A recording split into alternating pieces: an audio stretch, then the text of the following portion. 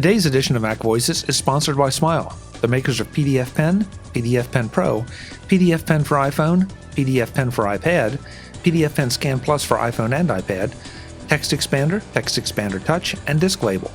Find out more about all their great products at smilesoftware.com. And by MacVoices Magazine, our free Flipboard magazine that brings you some of the best Mac, iPhone, and iPad productivity tips on the web. High in signal, low in noise, just like MacVoices, MacVoices Magazine includes information on how you can get more out of your Apple technology. Subscribe at macvoices.com/magazine or search for MacVoices Magazine on Flipboard. Welcome to Mac Voices. This is the Talk of the Mac community, and I'm Chuck Joyner. Folks, this time we're going to do another one of our In Focus sessions, focusing on the new MacBook. Not the MacBook Air, not any of the other MacBooks, just the new MacBook, the one that you may know as the gold MacBook, comes in colors, obviously, and why it might be appealing to some, not so appealing to others, and what the implications are of it for Apple going forward. And I couldn't think of a better person to do this with than Mr. Mark Fuccio. Mark, it's great to see you. Thanks for taking the time to talk to us. Hi, Chuck. Thanks for the invitation. It's good to be here, and I look forward to what should be an interesting conversation. I think so, because you are one of the people that responded very positively to the MacBook. Not that anybody that I know really hated the whole thing, but there are just a lot of questions. But you seem to be chomping at the bit to get your hands on one. What is it that makes this new product so compelling for you and for what you do? So at this point, all I can talk about is a little bit of my history with other MacBook Airs, and also some ideas and dreams and reading between the lines of what might be coming out for the new MacBook.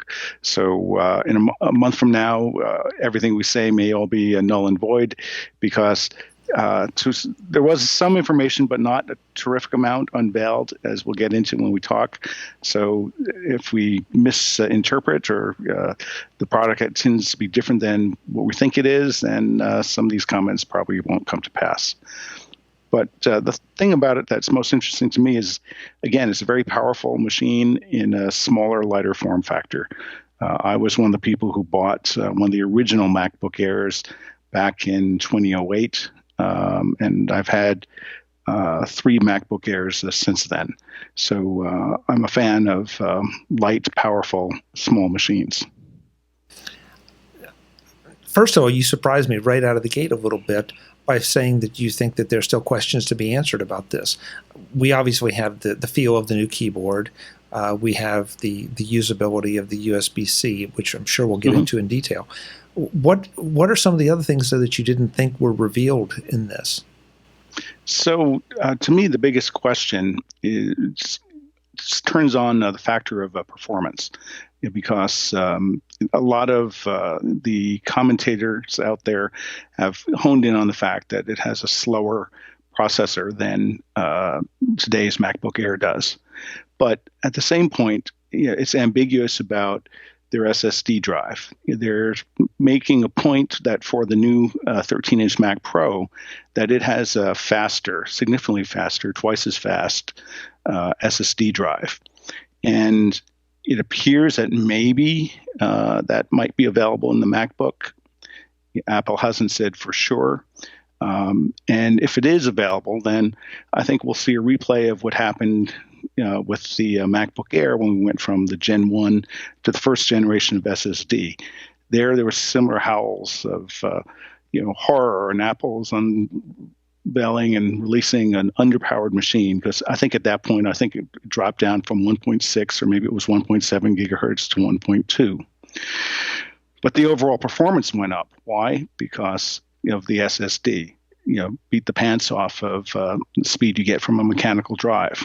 So when thinking about performance of computer systems, you need to balance everything. You need to have balance between memory, the DRAM. You need balance and speed getting to and from disk, as well as processing power. And for a long time, just focusing on very high gigahertz, if you don't improve the performance on any of the other components in the system, that becomes a bottleneck.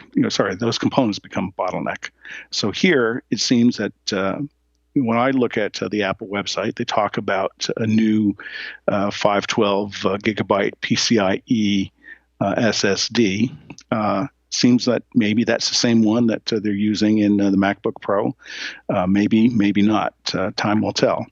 If they are using that, I think everyone will be delightfully impressed by the performance of it because, again, looking at the spec for the chip, it's got a 4 megabyte level 3 cache, which is bigger than that in the 13-inch MacBook Pro. So all these things interact, and I think ultimately you want more performance of bandwidth to memory, bandwidth from disk, and processing power in the CPU.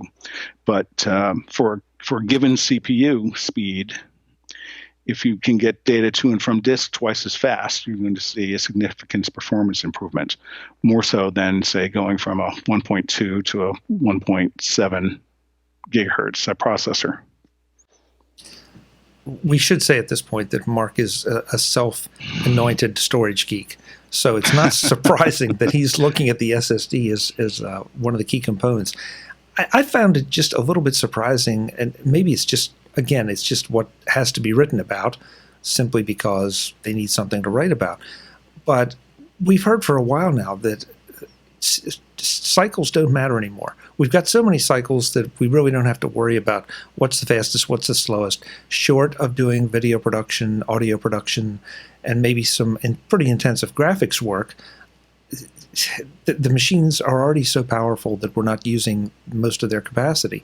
So the fact that Apple may have, and I stress may have for all the reasons Mark just said, chosen a lower powered chip to put in this new MacBook, does it really matter? I think for most people it probably doesn't. Unless you are doing things that are processing CPU intensive, like if you are not so much editing video as if you're encoding and transcoding it, that puts a big demand on both storage I/O as well as processor throughput. Similarly for audio. Or if you're doing a lot of Photoshop work. Outside of that, I think this sort of stuff that most people do every day, email, working in a browser, writing documents, maybe doing some basic presentation and manipulation of things with images, that unless you're working with really large media files, there's certainly more than enough processing power that is available. Going back to the storage for a second, do you think that 500 gigs is sufficient in an SSD for this kind of machine, for the purpose it seems to be targeted to serve? I think it probably is. Again, it depends if you want to carry a large music or video library with you at all times. But on the MacBook Air that I'm talking to you with now, it's got a 512 gig disk. And I have a little over 300 gigs of storage utilized. So I have a couple hundred gigs that are free and available. And I have a lot of client projects and a lot of archival files and all sorts of other projects going back over 15 years. So that's probably a little bit excessive, but I have other ways where I store my music and video files, and I don't carry that. I tend not to carry that around with me. Why is it that so many people seem to feel like every machine should apply to them? We seem to hear this with the Mac Pro, and I mean the Mac Pro, the trash can Mac as they call it. They seem to feel this way about the iMac. It seemed to be just a little bit less when we introduced different levels of Mac laptops, but still, you still had it. You still had the people that said the Air was underpowered, the Air was too small, the Air, you couldn't do this, couldn't do that.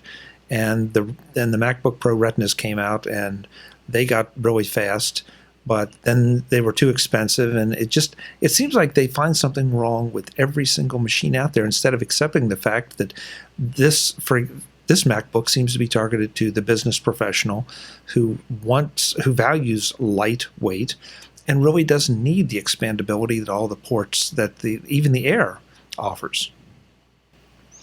Right. So if the question was, why does everybody seem to get so excited or upset? I'm not sure if they do. I would challenge you on that and think that maybe you can. I know you consume a lot of media, through things you listen to and read. You just may be or unnaturally or distortedly exposed to a lot of commentary. And unfortunately, for better or for worse, when it comes to Apple, there seems to be an echo chamber out there. And I think that may amplify it and may make some of the things seem a little bit more strident. I think I was just called unnatural and distorted, but I got to go back and listen to the interview. You can fix it in post. I can fix it in post. Exactly. That's a fair point. You may be right. It seems like, I guess, the pundits out there all need something to pass judgment on. And that, yeah. And this time there's a bit of a wait for this new machine to come out and get their hands on it. So they have to position themselves maybe now and then either change their positions later or justify their positions. That maybe also we're seeing there's increasing diversity in the Apple ecosystem.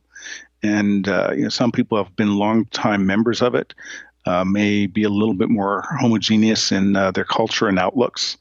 There certainly seems to be a definitive way of that Apple people tend to think and act. I think you can see that in some of the commentary on some of the blogs as well as podcasts. So I think some of that is interesting. On the other hand, I think there's a lot of sort of crazy false news out there.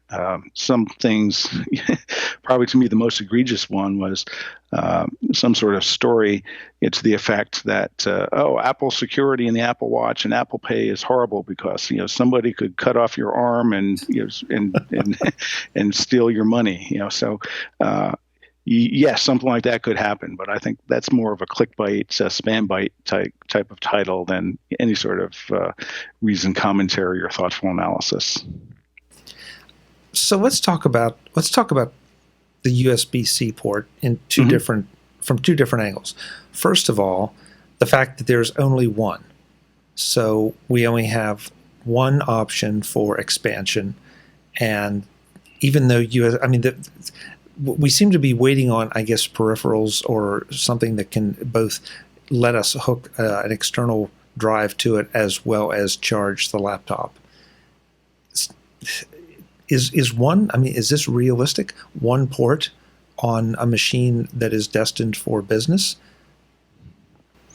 I observe that in most business situations that one port typically gets used, and that is if you go into a conference room, if somebody wants to make a presentation, they'll plug in a video port. Or if somebody is running low on power, they'll say, oops, excuse me, could I borrow your thus and such? So they can try to plug it in and charge it a little bit. So I think in normal business situations, I think one port is sufficient. I think really that if you think about cases where you need multiple ports, then probably the MacBook is not the best product. There are other machines in the product line, like some of the Mac Pros or maybe the MacBook Air that have multiple USB ports, or if you go to the Mac Pros, they have multiple Thunderbolt ports as well as USB. So if you need expandability, you buy that. Again, some of the reaction that I've been seeing is, it's not a one-size-fits-all world. So yes, certainly it's going to be a little bit annoying that you worry about different dongles and things to interface to that, but I look at sort of my own use cases, and most times with this MacBook Air, I will, most cases, I'm just using it wirelessly, and I just have one plug-in to get power. Some places I'll use it. I'll plug in Thunderbolt and I'll do a backup, time machine backup. But a lot of my file backup is done once an hour with the utility, so I have all my files backed up. Just because you can never have too many backups, because if something goes wrong, you want to make sure you save as much time as you can. You don't have to, lose access to anything, and you don't have to spend time rebuilding and reloading programs on your machine. That's why I use backup. That's why I use Time Machine. So I think the new MacBook will do that. Again, it's going to be interesting. It has the Wi-Fi 802.11.AC, which is spectacularly fast. And I speculate that probably fewer than 10%, I would guess, of your listeners have updated to Airport Extremes that will drive at that speed. So, I think there is quite a lot of infrastructure available that will make using it wirelessly very, very, very common. Just a simple thing here, right at the start of our call, I had to pause out so that I could untangle the cable for this headset I'm using. Wires are useful, but they are sort of a nuisance and get in the way. And I think to me that's sort of the one thing I have a little bit to the extent I understand the MacBook is just the fact that you're going to have different dongles, because that creates more clutter and more stuff on the workspace. And either you go out and you pay the Apple tax many times to get multiple sets for wherever you go and work, or another piece of junk you have to put in your bag and carry around with you. I'm a little torn on the dongle situation. On one hand, it's so very Apple-like to make this such a smooth, polished machine and pare down the ports. Very, very utilitarian. And yet the part that's so un-Apple-like is that in order to connect to things that I know I'm going to have to connect to, and probably for the target audience that we think we have for this machine and I'm going to need to connect to, I've got to carry dongles, like you say. So I guess maybe we may never get rid of the dongles, but then that takes us back to the premium that Apple seems to put on thinness and lightness. And sure, we'd all like to be able to carry something thinner and lighter, but where do we go past the point of cost benefit in making it too thin, too light, and sacrificing usability and connectivity? We had a similar discussion, you, me, and Ken Ray, a couple months ago on a Mac Jury when talking about, I think we were talking about, either their notebooks or iPads. And, I think that we're maybe sort of approaching a natural limit. It was interesting here, it's simultaneously while they were making it thinner, they were changing the exterior space and design of their battery technology so that instead of having something that is basically like a square, rectangular prism, it's tapered so that they could get more battery cells and more battery life. So I think that's sort of the natural piece of conclusion that they're coming to.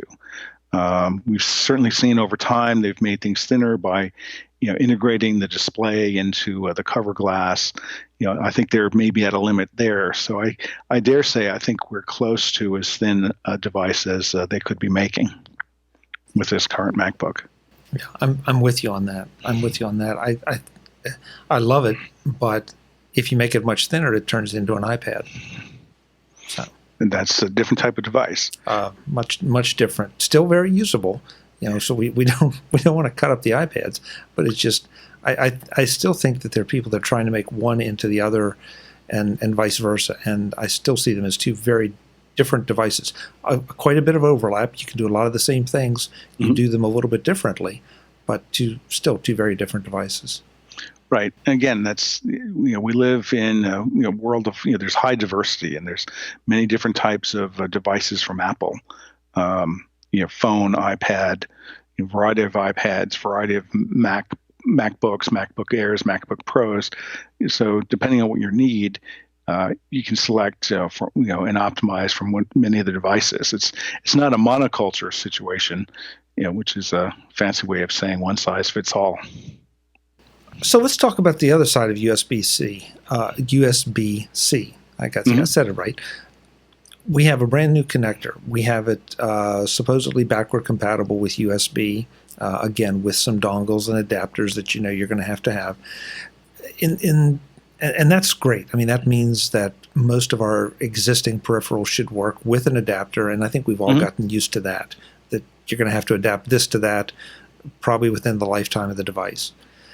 But there have been some concerns about the security of USB-C, since you can send power through it. You're sending power and data through that connection, about where you might want or need to plug in and what could be done to your Mac if you plug into the wrong place from a security perspective. Do you have any feelings or thoughts on that at this point, not having seen the machine yet? So I've been thinking about that a little bit. I think some of it is there's concern about the fact that, what was this, came out last summer or fall, so-called bad USB attack. And the idea being that inside of USB, there's a controller. So it's a computer, and some hackers have demonstrated that you can reprogram and whatever on the device. I don't know what Apple has done or if they've done anything, but I think the ability to turn that on or off, I wouldn't be surprised if, like they seem to do with some of their other cables, they have unique silicon in them to authenticate, so that if it were not an Apple device, it may refuse to transmit data or read data. Again, this is just total speculation. Is it possible? Yes. Did they do it? I have no idea. We'll find that out, I'm sure, in 2 days after they start to ship. We'll see if somebody hacks it. Yeah. I don't want to put the USB-C thing down, because it hasn't been in the field yet to any significant degree. So there's a lot of speculation, a lot of testing going on. The speed capacity, though, does seem to be something that's pretty desirable at this point. It may not be Thunderbolt 3, but it's pretty darn fast. And again, for the average person's needs, it's probably going to be more than sufficient. Right. We'll have to see what they do in terms of driving a monitor. Would they have a USB 3 to Thunderbolt interface so that you could drive a monitor? Would they come out and have new Apple flat panel that has USB C interface on it? Because I think that's where a lot of these high bit rates are really necessary. Again, there are corner cases of people doing very high end video production. They'll be using Thunderbolt with optical cables and things like that. But again, I don't think that's the intended use case and market for a MacBook. Sure, could somebody do it? Yes, you can use a screwdriver as a hammer in an emergency, but that's not what it was intended for. Because again, I think this is really about lightness and portability. And it's taking one more step, blurring the lines between an iPad and a Mac. Has that line become too blurred? This is one thing I think everybody is driving themselves crazy trying to figure that out. When I saw the keynote with the news about the haptic feedback on their, what do they call it, their force control pad, I was wondering if something like that if it will scale up so that they could use it, say, on a glass surface, like maybe for an iPad, or the rumor of, the 13-inch, iPad. If they could, in that case, this would be so typically Apple, that they have a device that now you can use for typing if you want. You can get the familiar, tactile feedback, but instead of actually having to put today's gross keyboard on it, they're just doing it all electronically, and they're using taptic or haptic feedback mechanisms to fool your fingers into thinking you're touching keys. Today's edition of MacVoices is powered by Smile, the makers of PDF Pen, PDF Pen Pro, PDF Pen for iPhone, PDF Pen for iPad, PDF Pen Scan Plus for iPhone and iPad, Text Expander Touch, and Disk Label. Find out more about all their great products at smilesoftware.com. If you work with PDF documents for business or just for yourself, then you need PDF Pen from Smile. PDF Pen gives you the power to edit and annotate your PDFs, run optical character recognition on them to turn them into editable text, and even export them to Microsoft Word. With the Pro version, you can also export to Excel and PowerPoint, and that means you can export to Apple's Pages and Numbers as well. Smile just released yet another great update to PDF Pen, bringing it to version 7.1. You now have new ways to control page numbering, including control over font, color, formatting, and page range. You also have new stamps to choose from, like paid, faxed, copied, and more. You can even create custom stamps that contain your name and the date the document is stamped. PDF Pen 7.1 also brings auto deskewing when performing optical character recognition, and that's a great thing because it improves the quality of the resulting scan, making it even more useful when you annotate it. There's also improved voiceover support in PDF forms, as well as other fixes and improvements. All that on top of interactive PDF forms, integration with iCloud, and a whole lot more. Want to easily learn how to use all these great features? Michael E. Cohen wrote the book on PDF Pen, literally. In Take Control of PDF Pen 7, you'll learn about all the great new features and how to put them to work for you.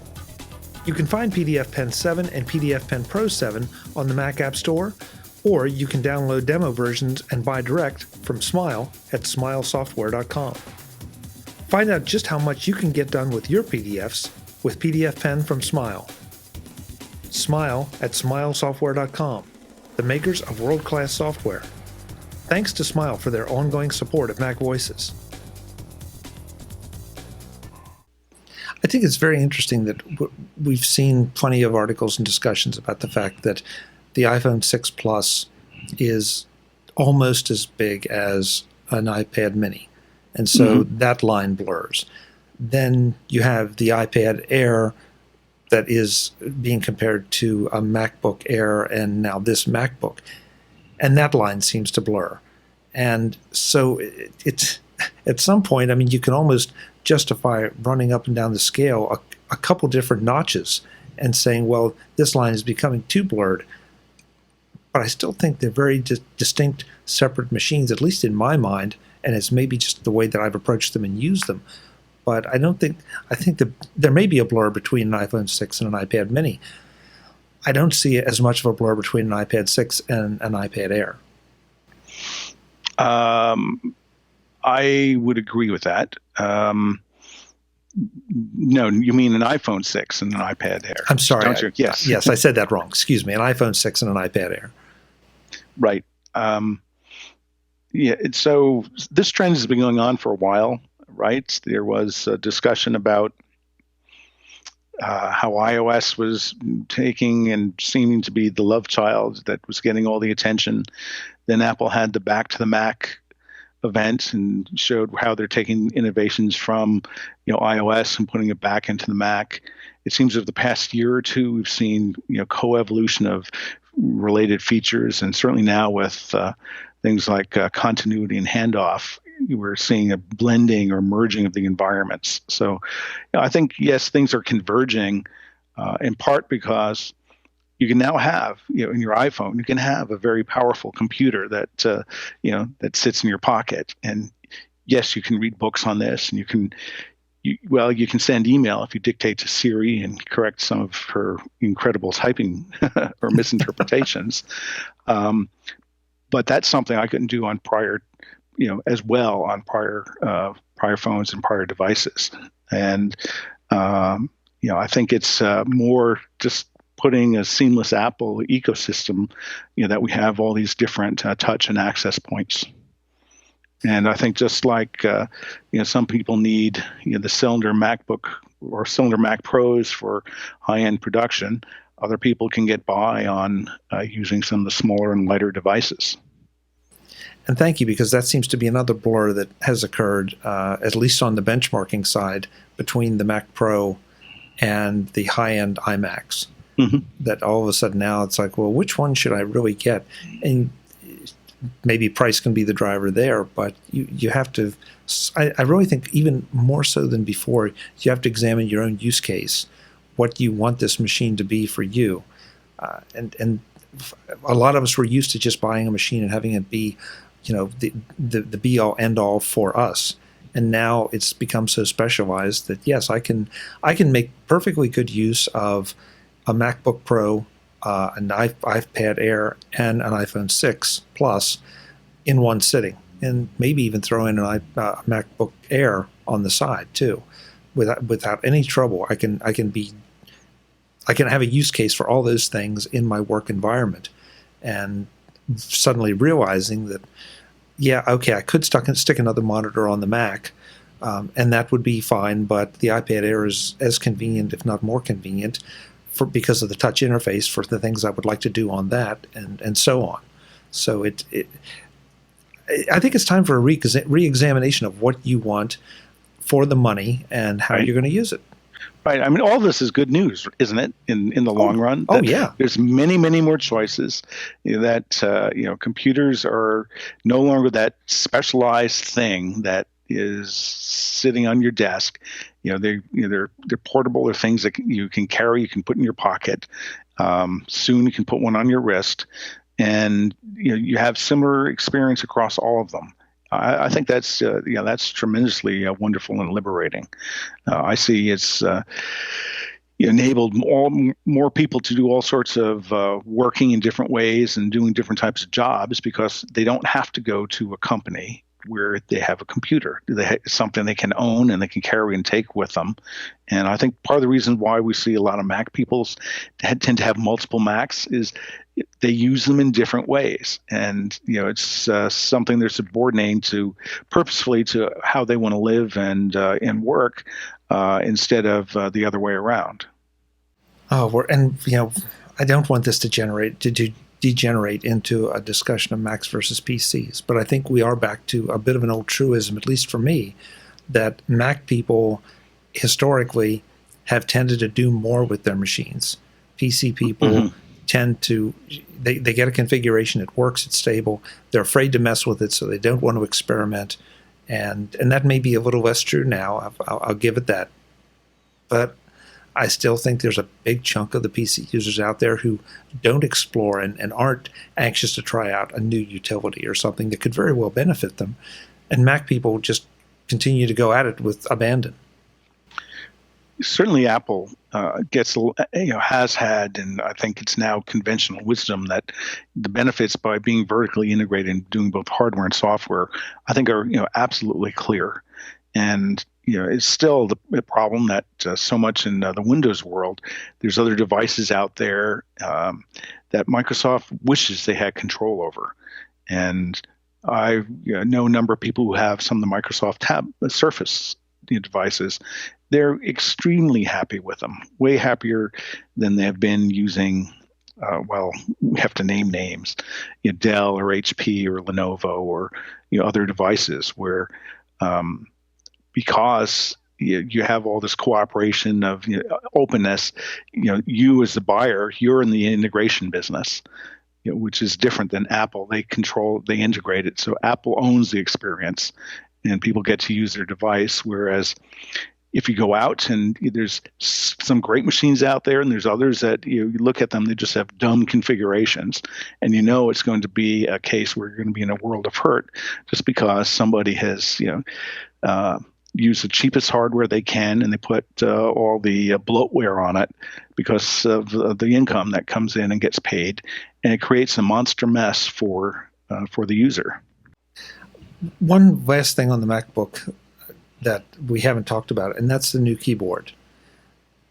I'm really curious to see what your take is on the new keyboard. Now, I know neither one of us have had our hands on one yet, but was this a necessary redesign, you think, from the thinness perspective? Was this a necessary redesign for Apple because it was easier to manufacture? Was this a necessary redesign for Apple just because they could? I seem to sense within Apple and looking at their products as well as some of the people I know at Apple, and that is they have this sort of ongoing quest of what did they do to make something better.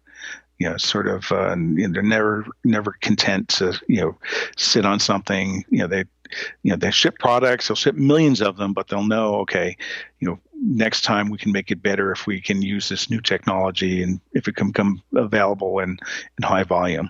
So I think certainly since hearing about it, I never really thought about the keyboard. But I've sat on it and I can see, you do it does wobble around a little bit. Is it better in this new keyboard? I'm not sure. I think certainly, you know, by from the reports I've read, by not having to press as hard or have as much of a vertical motion, they were able to actually make it thinner. Because I think some of the stuff with the current keyboard is unnecessary vertical space, and by changing to a cantilever design, they can make it thinner and smaller. Initially, remember when was about 4 or 5 years ago when a lot of the very thin keyboards came out, they were very thin wireless, and you look at them and it's almost nothing to touch and press on it. But many people have gotten familiar with using those. Others like the old style things, and I know I have a couple regular go to meeting sessions where there's always one or two people there with a hard-handed, they're just pounding away because they like old style keyboards, and that's great. Let them use them. As long as they're not on the Skype call with us. Right. Yeah, because I know some people that dearly love the Matthias keyboards because of that click and the throw of the keys and the sound and all. And I'm afraid I'm not one of them. I don't hate them, but it's just I don't find them practical, and certainly not in an office environment, certainly not in working in public environment. Really, unless you're just going to lock yourself in your office and have a positive keyboard experience for you. Right. Certainly, I think anyone as a musician, if they're playing a wind instrument, they're used to very delicate, light fingering. If they're a pianist, they're probably used to just hammering away. So be it. So I guess it depends what people's other activities are. How they influence, how they view and appreciate different computer peripherals. Yeah, I hadn't thought about the musician comparison. That's interesting. So, I assume that a MacBook is in your future? I need to get some of these questions answered. Something a little smaller would be nice. Something with a Retina screen. That's certainly a big selling point. And if it's going to be fast, that will be icing on the cake. I do on a regular basis. I have to run virtual machines and things, and they put a big demand on on I/O and processor. So I wouldn't want to take a step down, but if it's on a par or maybe even perceptually a step up, I think I'm pretty much sold. I'm a little embarrassed because I have absolutely overlooked the Retina screen, which that is a big deal in a machine this thin, this light. We don't have that in the MacBook Air class machines at this point. Does that mean that this will become the new Air? That the Airs that you and I know and love may go away eventually, and that this machine will be the new Air? Yes, I think that this is an inflection point in their product line. It's come out with a lot of new technology that will allow them to make it smaller, lighter, and over time, I can easily foresee that they add additional ports on it if the market really screams and demands that. You have to make a decision, and if it turns out not to be right, you can change it. And certainly Apple under Tim Cook's leadership seems more willing to make changes and change about gee, we wish we did this instead of the thing that we did. So that's changeable within a generation. I guess a lot of us were disappointed that a MacBook Air did not come out with a Retina screen. Instead, we got this new MacBook, and there's so many questions surrounding it. But I guess, like you say, an inflection point. This may be the way we're going, and Apple does have a history of leading the way. Right. And most of the time, they're right. They may be a little ahead of the curve, but they're right. Right. So my reading of the tea leaves is that we should expect to see a gradual decline and end of life of the MacBook Air model. That it will get retired. I don't know when. My guess is probably that's something on a 2 to 4 year time frame, and I think it will be replaced by MacBooks. Clearly, it looks like there's still a premium price in them because there's a lot of new technology there. But as it ramps up into volume, that will come down. Similar things happened before with the MacBook Airs. So, I think that that will become sort of the mainstream device. So, assuming that you are going to get one, assuming you get your questions answered to the positive, how about the most important thing, the most important color? choice? What color are you going to get? Probably space gray. Traditionalist? Or no, the ones we've had now have all been aluminum. Oh, that's true. Yeah. Okay. So you're going to harken back to the days of the black MacBook? Yes. That was another one of the first generation products that I bought back in 2006. Was the black, whatever the material was, some sort of laminated or epoxy or something. That was a great device. But since then, I've learned a thing or two that even for aluminum, you should get a case for it. Otherwise, just the oils and things on your fingers and hands will discolor things. And the black MacBook was especially prone for that. Yeah, that's every single laptop. I've talked about this on the show before. Every single laptop, the first thing I order is one of the spec hard shell cases because they don't add that much bulk. But from a resale value perspective, they keep them from getting beat up so that you pop that shell off, and other than the keyboard, you see no wear. Right, exactly. Yeah. So the only other thing of uncertainty is going from a 13.5 or whatever it is, to a 12-inch screen. That's giving up a little bit of real estate. I want to spend a little time just to get a sense for what is that like. So really need to take it out for a test drive and form an opinion. But you're using a MacBook Air right now, is that correct? Yes, I also use a 27-inch iMac, so right. I'm at both ends of the spectrum. Well, where I was going with that, though, is that this, even though it's a smaller physical display, it's the Retina, so it's going to get a lot more information on screen. Yes. Yeah, because I went through that with when they discontinued the 17-inch MacBook Pro. MacBook Pro, I said that right. And I was kind of crushed because, how was I ever going to run Final Cut again on a 15-inch machine? And the 15-inch Retina ends up being able to have more information, more of the interface on screen. So, yeah, I mean, that screen, the Retina for the MacBook, 4 million pixels. That's an incredible device. Yeah, I'm anxious to see that. I'm afraid to see it because I'm not sure this is the machine for me, but I may want to make it a machine for me. Delayed gratification, Chuck. Wait a year and see what better thing is available in 2016. Oh, Mark, a year is a long time. I was thinking more along the lines of a few months. Yeah, so the people you talk to, you have access to a different quarter of the Mac community than I do. What are some of the things they are saying or thinking about what the meaning is of this new MacBook configuration? It seems to be a lot of what we've discussed here. This is targeted for a different class of user, maybe even a sort of new class of user. That if you're a geek, if you are really into this stuff, this may not be the machine for you. If you are someone who's been flirting with the idea of a Mac, and especially a portable Mac, this may kick you over the edge because now we've got the beautiful Retina display. You've got it being very, very light. Longer battery life, don't forget. Yep, longer battery life is a biggie. So it may be a great machine, for the kids at home, short of gaming, or just for a second second computer that still has a lot of horsepower, but maybe not as much as some of the others. I think overall it's been reasonably well received to this point, given that we haven't seen it. It just strikes me as the people that have tried to do those inevitable scare things of, they got rid of the ports and, well, what about this?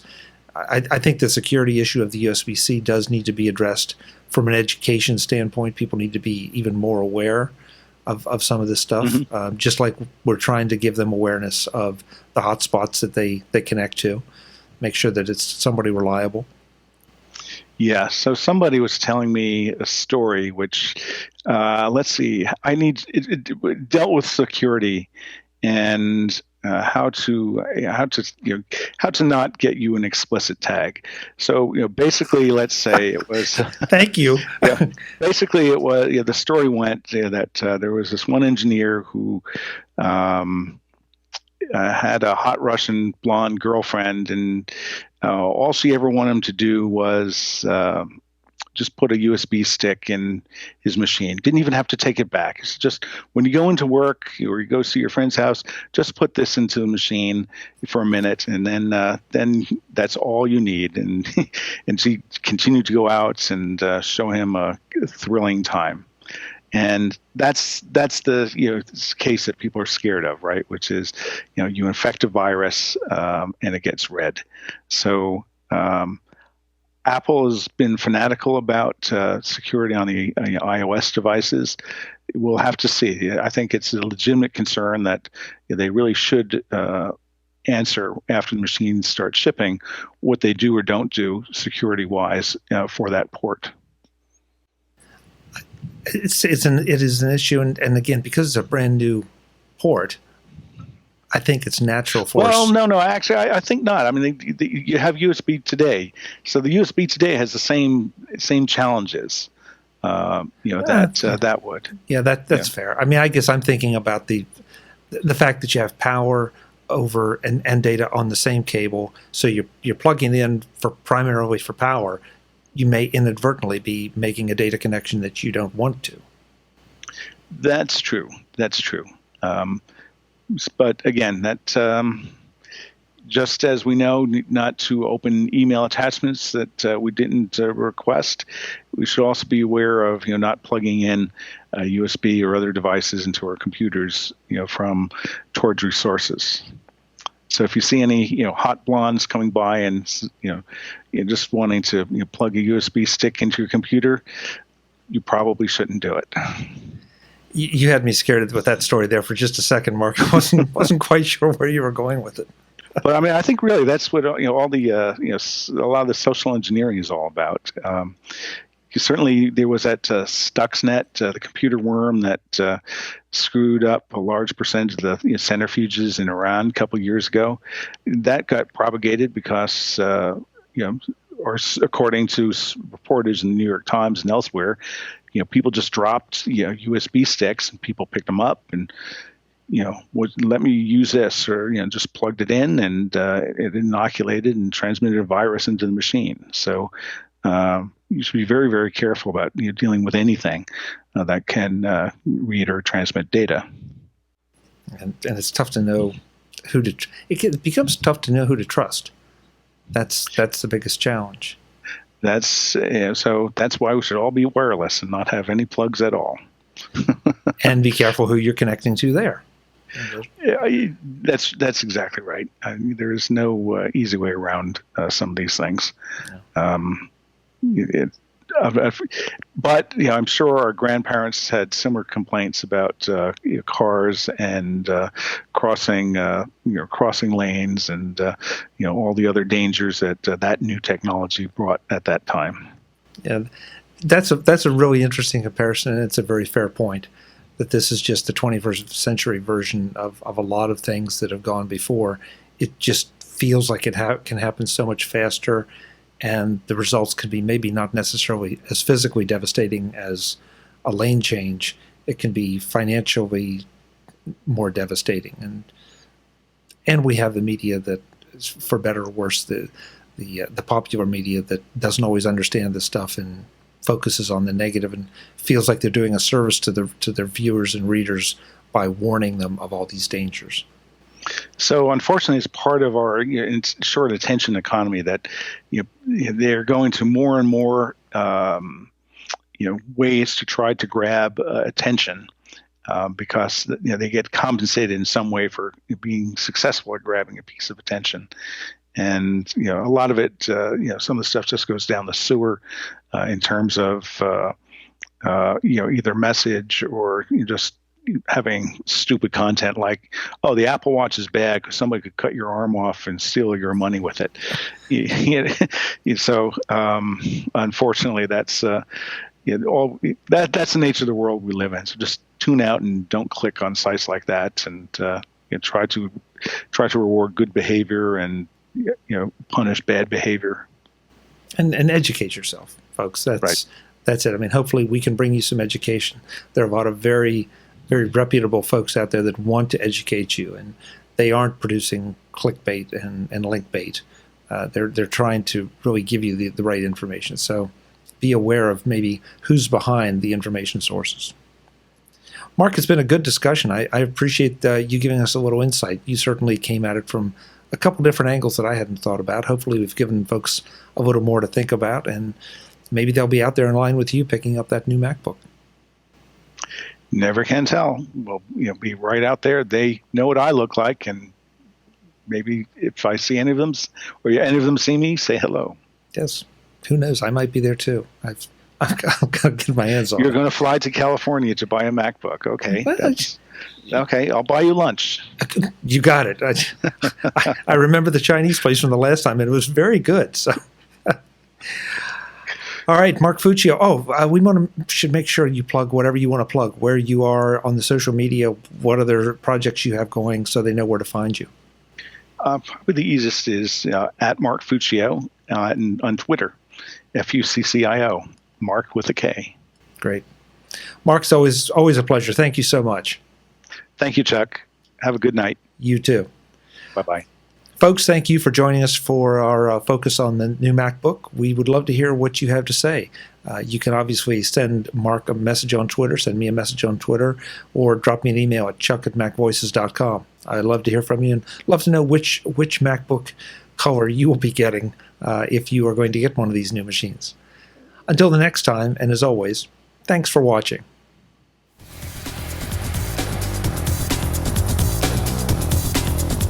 Visit MacVoices.com for links, show notes, to subscribe, to connect with Chuck on Twitter, Google+, YouTube, Facebook, LinkedIn, and the MacVoices blog.